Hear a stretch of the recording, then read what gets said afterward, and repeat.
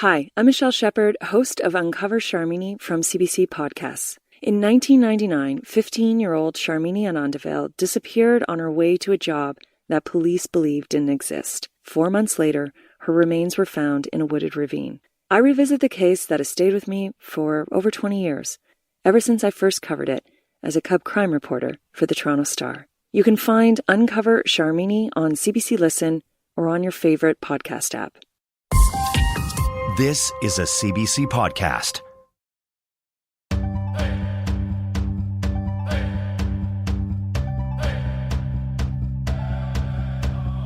This is Unreserved on CBC Radio 1. I'm Phelan Johnson. All eyes were on a courtroom in Minneapolis this week when a former police officer was convicted of the murder of George Floyd. It was a watershed moment. Black and Indigenous people have long been finding solidarity in these moments, and these connections aren't new. The relations between Black and Indigenous communities have been well documented, but we never really hear those stories. This week on Unreserved, we're looking at the Black Indigenous experience, from the complicated history surrounding slavery, to people seeking acceptance in their own communities, and how racism persists in similar but very different ways.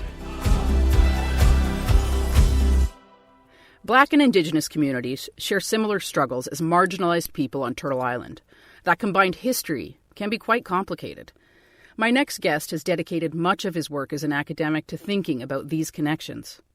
Robert Keith Collins is an expert on Black Indigenous interactions. He's an associate professor of American Indian Studies at San Francisco State University. He's African American and Choctaw, and he's here to tell us about a history many people know very little about. Welcome to the show, Dr. Collins. Thank you very much for having me. So let's start at the beginning. What is the beginning of Indigenous and Black history? That's a fantastic question. And actually, we owe a lot of our understanding about it to a Canadian scholar, Alexander Francis Chamberlain, who studied under Franz Boas and in 1891 wrote one of the most comprehensive analysis that we have today, and that was Africans and Americans.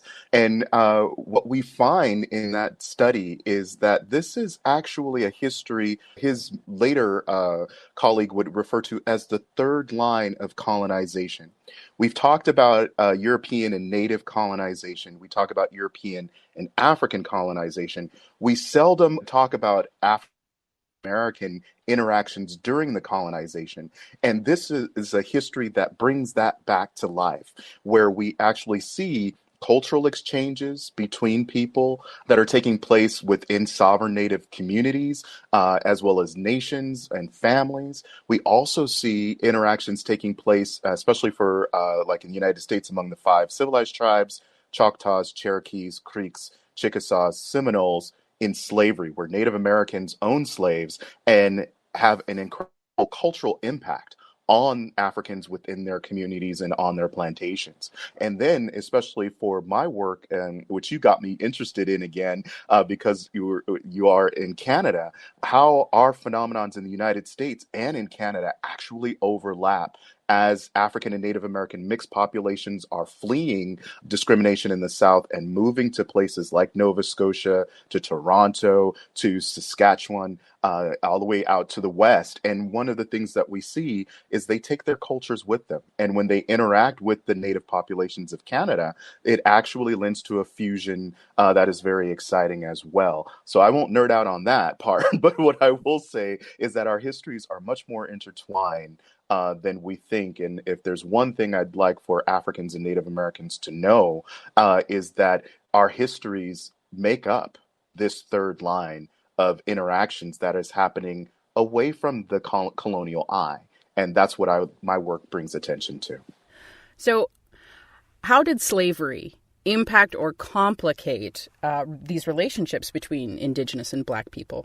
The ways in which slavery complicates, and I'll draw from James Brooks' work, confounds the slavery situation, is that Africans and Native Americans encountered one another as both slaves as well as in the master-slave relationship. So as fellow slaves, and this goes all the way back to research that was done by Chamberlain, what we see is that on early English plantations, When individuals were defeated in battle, they were enslaved by the English in households as well as on plantations. And it's also in these households and on these plantations that enslaved Pequots meet enslaved Africans. When you have situations which the five civilized tribes are most famous for, and if you take Cherokee, for example, and Choctaw, and Chickasaws and Creeks, these are individuals who are not just engaged in slavery and the slave trade, they're really good at it. So families like the Mazes, for example, have incredible plantations. John Ross, who's Cherokee chief, owns slaves. And you see actually their lived experiences in the slave narratives. And so you have what's called by A. Irving Hollowell, this transculturalization of Africans. And this process is when you have a person who's now, especially an African, who's in a new cultural situation. They decide which aspects of their own culture they will keep or let go. And then they find a social role within society. Now, for Native Americans owning slaves, that social role was usually a field hand, a house slave that took care of all of the daily chores inside the house, cleaning, cooking. And these individuals are cooking native foods, which also means that they have to learn them. And then, most importantly, they provide a labor force, which allows, especially for a lot of the Cherokee, Chickasaw, Choctaw, Creek, Seminole families, allows them to have a lifestyle in some cases that is wealthier than their European counterparts, and in other cases on par. So you see the children of these slave owners going to Dartmouth, going to Union College, becoming extremely educated and becoming leaders within their society. So when we talk about a Black Indian, this is an individual who may embody any range of these experiences, or as you get, for example, especially post-slavery in southeastern Oklahoma, you end up with individuals who intermarry. So in places like Muskogee or Boley, these individuals intermarry one another, and so because of segregation, produce Afro-Native families, communities, and lifeways. It is so complicated and so fascinating, and I think Black Indigenous histories they are hardly taught in Canada. I think there's a huge deficit of those stories in our history books and in our schools. And I was doing some research before our conversation, and I learned about a man named George Bonga. Can you tell me about him and who he was? Yes, George Bonga is actually one of the most fascinating people in U.S. history for He me. really is.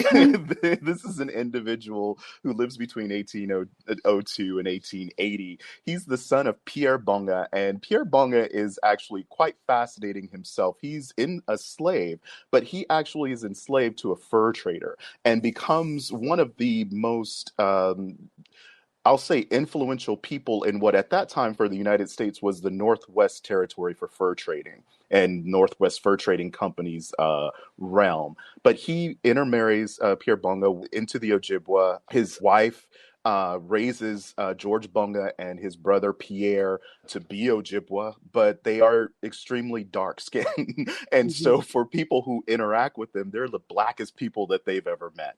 But the interesting thing is they're so culturally versed, like they speak regularly four different languages: French, English, Ojibwa, as well as Potawatomi. They engage in the trading of practices of their father, but they do it according to Ojibwa aims and values.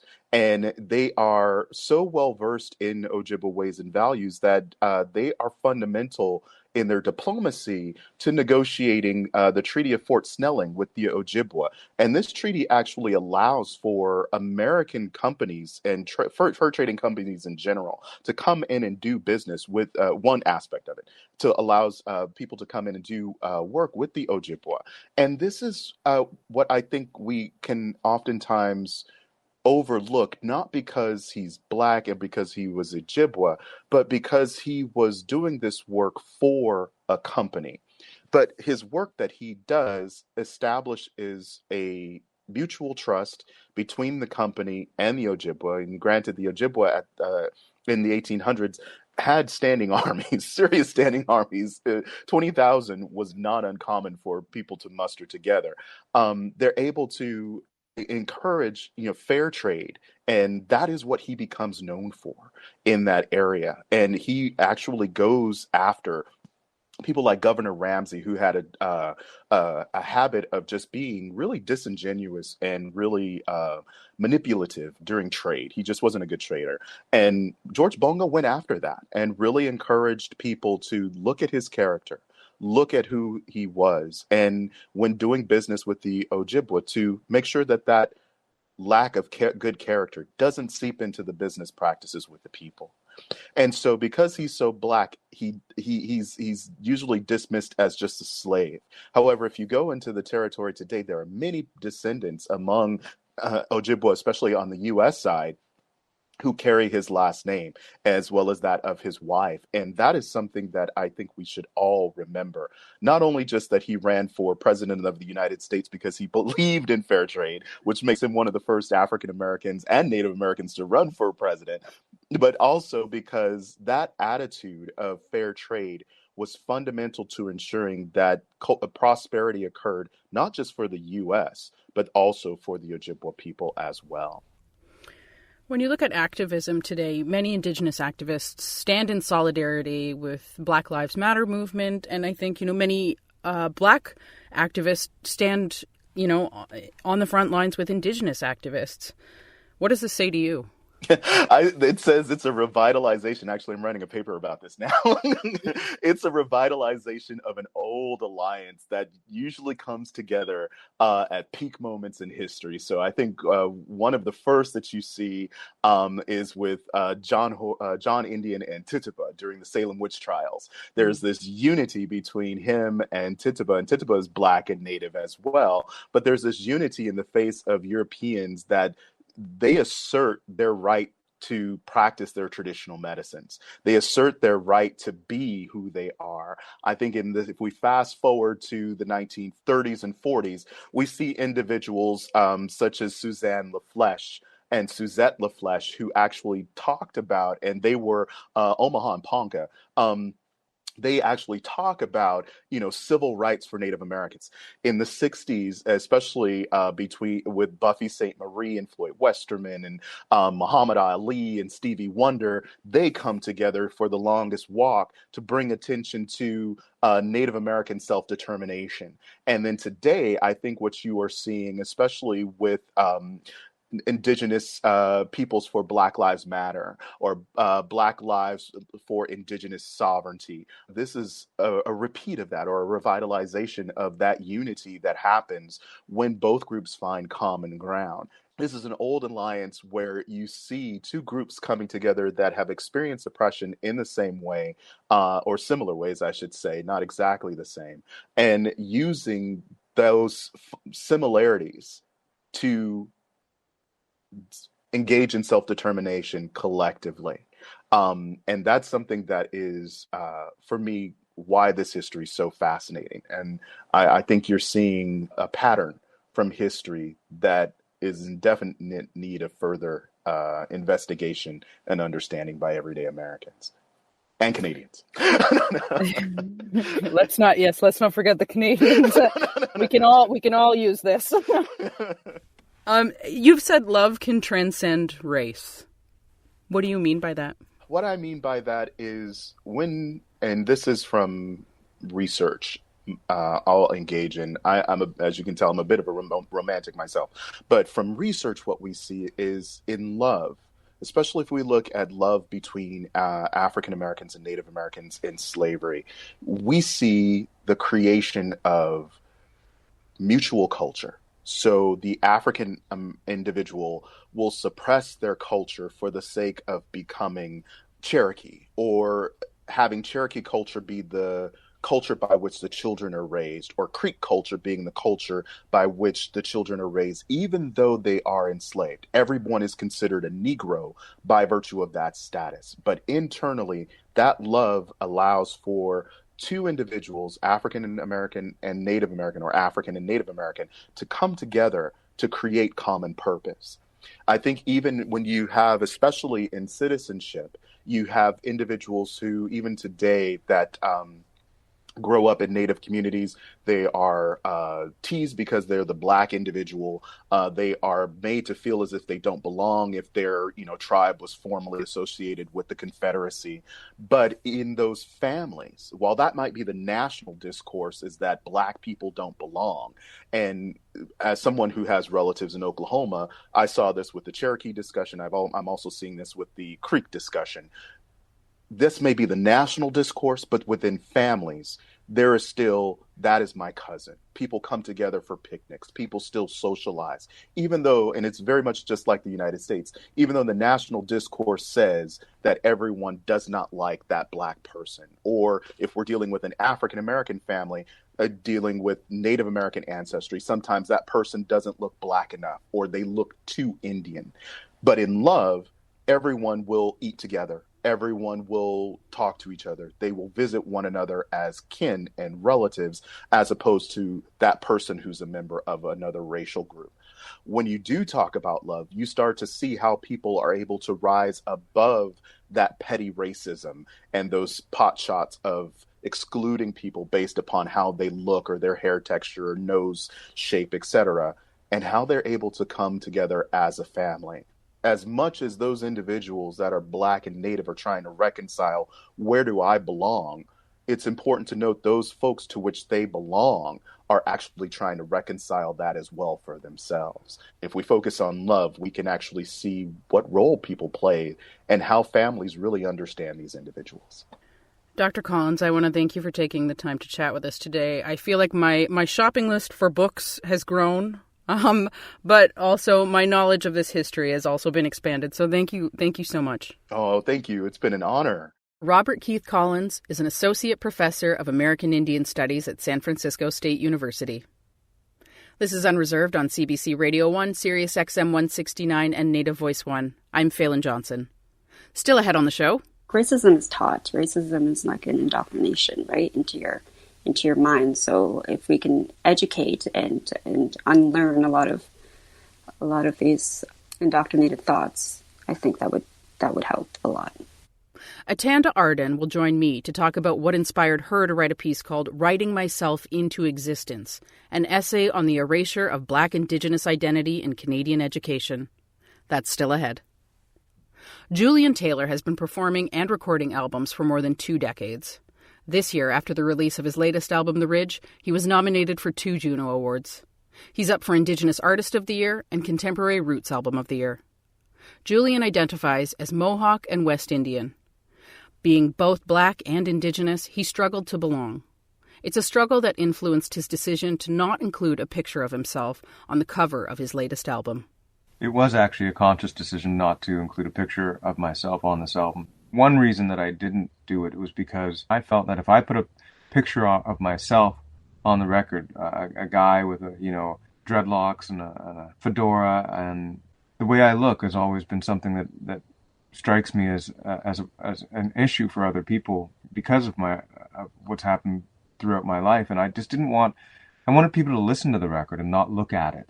I know that it's a very folk, Americana, Canadiana, even country sounding record in places, and I didn't want people to look at it and say, oh, well, look, there's a dark skinned guy with dreadlocks, and that's what the music's supposed to sound like, and it doesn't. I mean, I'm painfully aware of what I look like. I know that it's been an interesting ride. Like my mother and I have talked about this a lot of times, where it's like, oh well, not black enough to be black, and not red enough to be red, I suppose. That was always her saying when we were younger, don't worry about it. You are who you are, and your story and your experience is just as important.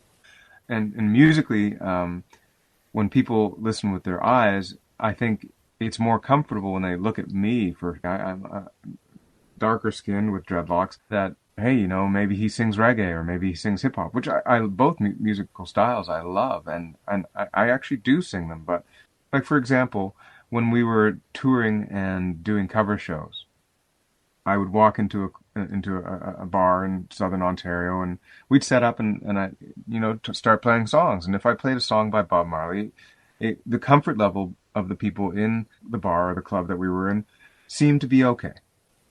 These were predominantly, white audiences, which is, Southern Ontario, for the most part. And then all of a sudden, boom, I'd break into a Johnny Cash song and people would turn their heads and you could visibly see how uncomfortable they were.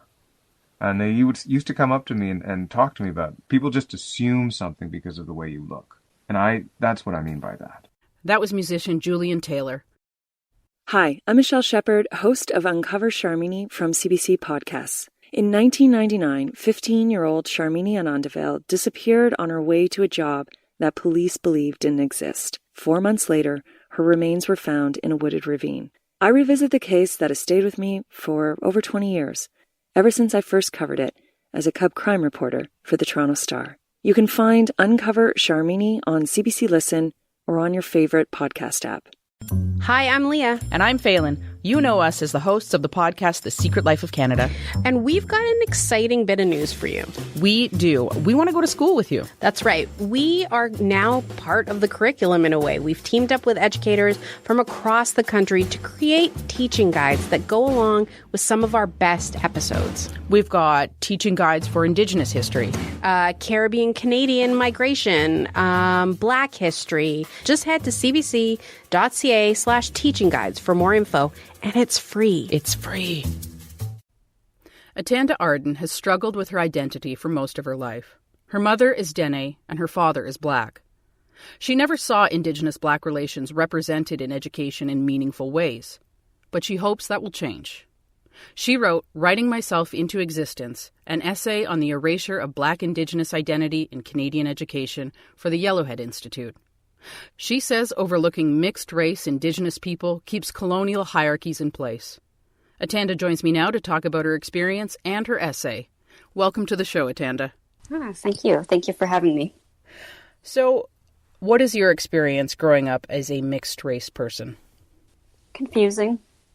It was really hard not having other Black people around. I think for me it resulted in internalized oppression and racism about my Black side that I've struggled to come to terms with. You know, it was a lot more prevalent as a child, but as I've gotten older, I've learned to love my Black side, all of me. And so you were adopted and grew up in Thunder Bay with very few Black people around. How challenging was that for you? It was really challenging because it's always been a topic. Like the color of my skin, curly hair, like the way I look has always been a topic of conversation. And it was really, like I said, I dealt with internalized oppression and racism, and I didn't want to be the Black one. I didn't want to be the one standing out. So I really didn't like to talk about it. And to be honest, like when I saw another Black person, I'd feel very uncomfortable because I didn't want to be associated with it because it was always like a negative thing in my life. And why did you want to write about being mixed race? Because I was struggling with it. I took Aboriginal community advocacy in college and Indigenous learning at the Lakehead University here in Thunder Bay, and there was no mention of my identity, you know, and it was such a big thing trying to look this way and be a part of the Indigenous community, you know, and I feel like it would have really helped me if like my identity or even the history of relations between Indigenous and Black people was mentioned at all in the curriculum.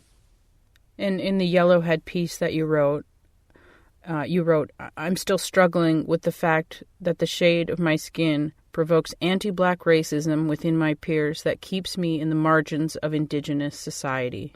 Can you tell me a bit what you mean by that? Oh, pretty much just that. Like I said, I look different. I don't look recognizably Indigenous to most people.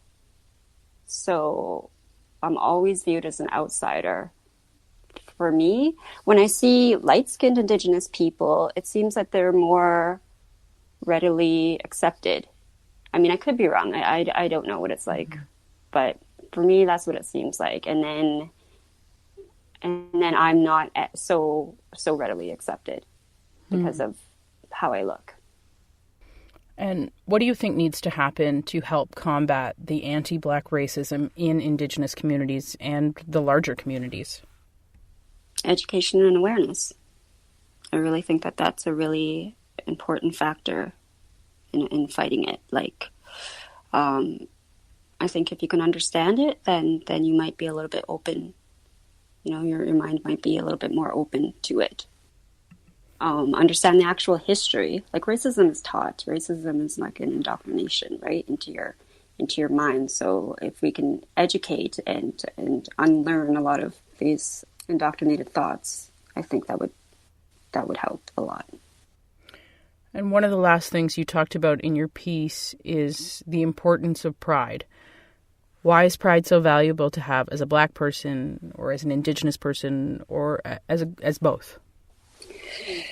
I think it's important to have because it gives you self-worth, right? It gives you the strength to get up and fight against the oppression that you're born into. It's an act of resistance. I feel like as I've gotten older and as I've learned like why I have these feelings or like why there's racism and learning the history of my own family, it's helped me feel pride in myself, in my Indigenous side, because I had access to that my whole life. But it was a little bit harder on my Black side. I think maybe also that's why I struggled with it, because there's not a lot of Black people here, and I also didn't know my Black family. But actually last year I was able to find out who my biological dad was, and I found out I had siblings, and I'm getting to know them and develop a relationship, and I know some of the history of where I come from, and that has like instilled some pride in my black side. Because my family, for whatever reason, thought that my dad was Jamaican. So last year when I found out who he was, I found out through an ancestry site. I matched with my grandmother. But they're actually from Detroit. And the history is like, I'm a descendant of the slave trade in the States. So, like, even knowing that, I'm like, whoa, like, this whole time I was thinking maybe I'm Jamaican, and I'm not. That's not where my history is. It's in the States.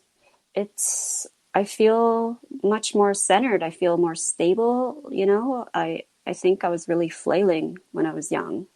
I didn't have anything to ground myself to like I do now.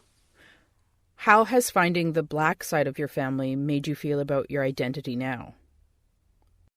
I think what I realized about that, like, I spent the majority of my adult life and teenage years, like, with my head stuck in the sand, realizing what the reality for someone like me is and not wanting to deal with it, you know, kind of waiting for somebody else to create the space.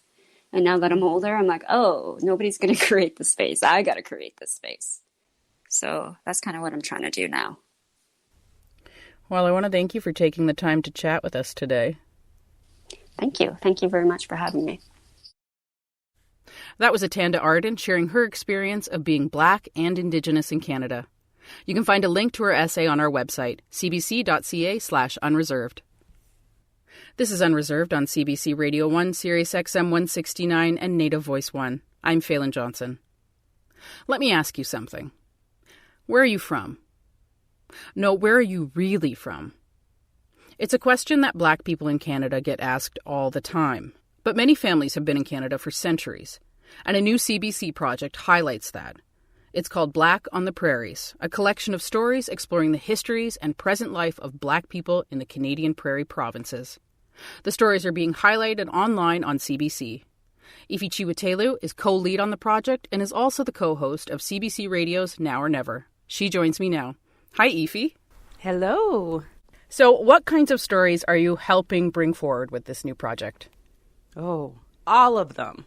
I wish I could say that because there are so many stories to be told. But what the Black on the Prairies project now is around 26 different stories exploring 5 key themes. And those are the themes of migration, exploring how Black people have moved onto and off of the prairies, There's also a theme of putting in work, contributions to the workforce. There's a theme on Black and Indigenous relations, exploring the long-standing relationships between Black and Indigenous peoples. There's a theme of politics and resistance. I feel like that one sort of speaks to itself. And a final theme called Black to the Future, which looks at just what is the future of Black life on the prairies, which is something I'm really excited about because this region has the fastest growing Black population in the country. And what are some of the stories that we will see? What are some of the specific stories? Ooh. I feel like this is a moment to choose my favorites, and it's like choosing your favorite child, I think. But some of the stories that you'll see, you know, it was really intentional that we wanted to have sort of character-driven storytelling so that this isn't just like conceptual explorations, but you actually get to know some of the people. So one of the first stories that you'll see when you visit the site explores a man named Ron Mapp, who can trace his lineage in Alberta back to 1910. He's a descendant of Amber Valley, which is one of the largest Black settlements in the prairies. And so it explores not just his family's lineage, but also different waves of migration that he's interacted with and his family has interacted over the years. So that's one of the stories that you'll get to see.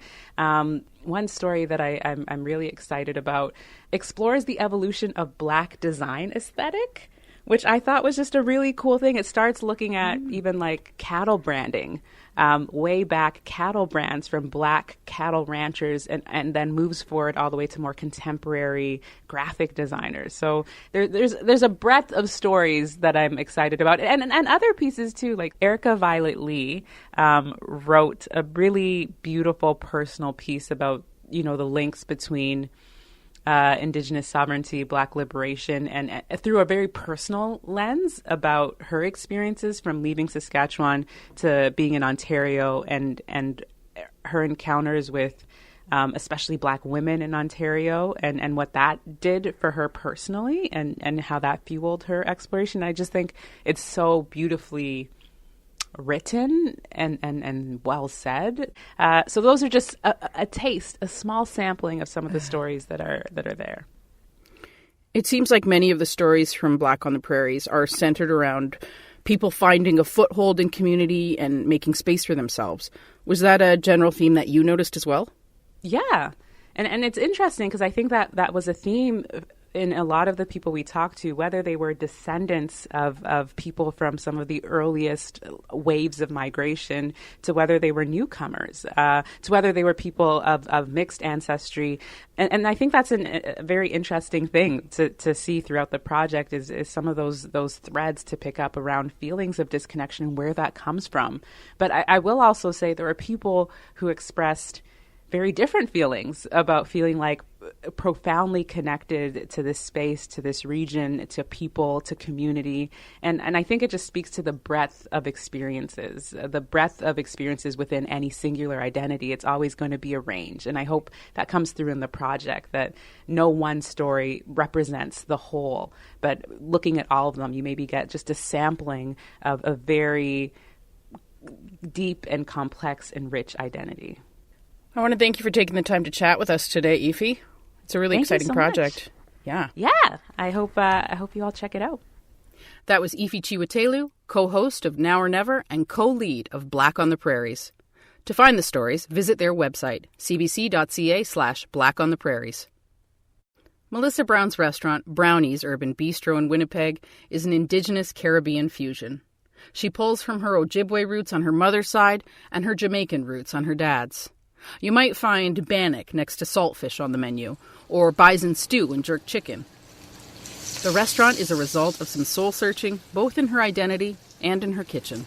I've been cooking for as long as I can remember. I would say I started cooking full meals at age 7, but my interest in cooking was noticed by the time I was 4 years old, my mom would say.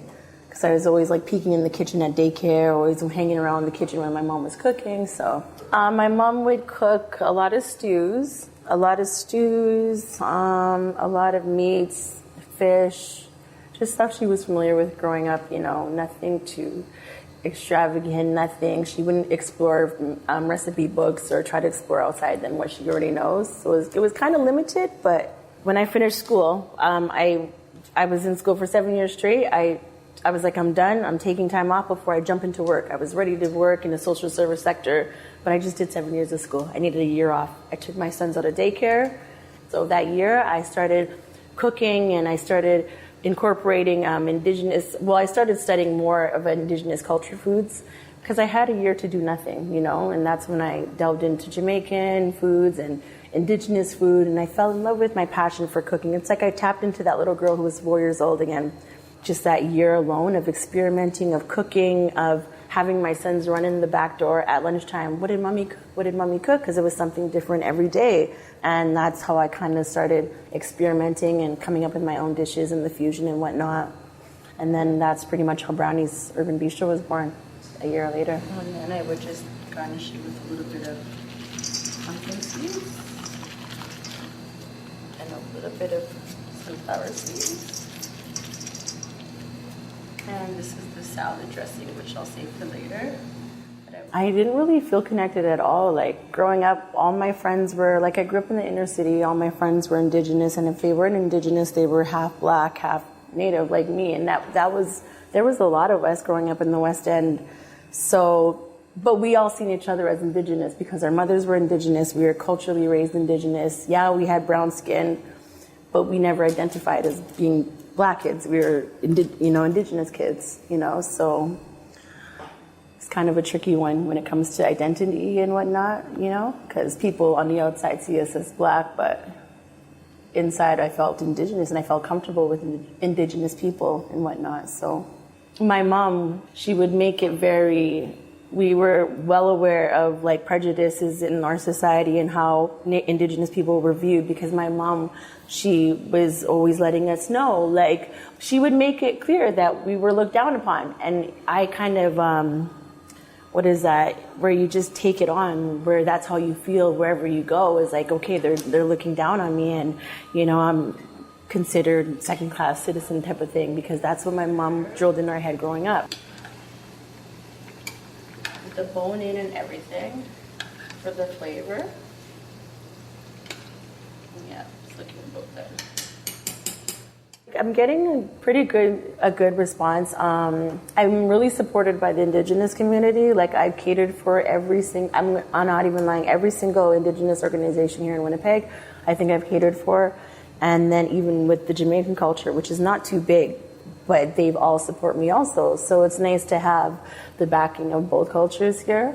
And I think they support me too, because I'm very open too with the process of getting to where I am now on my social media, and I think they appreciate that, the realness in my journey, because I keep it real from the ups to the downs to the highs, the lows, the tears and whatnot.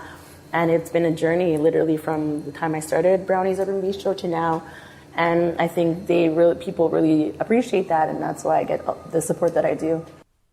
That was Melissa Brown, owner of Brownie's Urban Bistro in Winnipeg. Thanks to Leonard Monkman from CBC Indigenous for sharing that story with us. Read her story as a part of the Black on the Prairies project. We'll post a link to it on our website, cbc.ca/unreserved.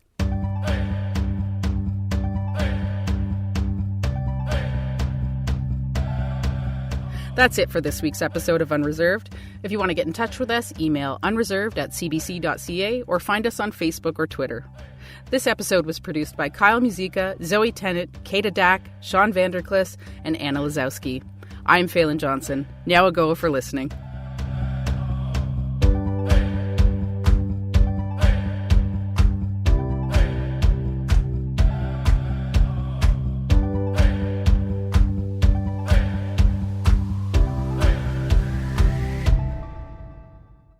For more CBC podcasts, go to cbc.ca/podcasts.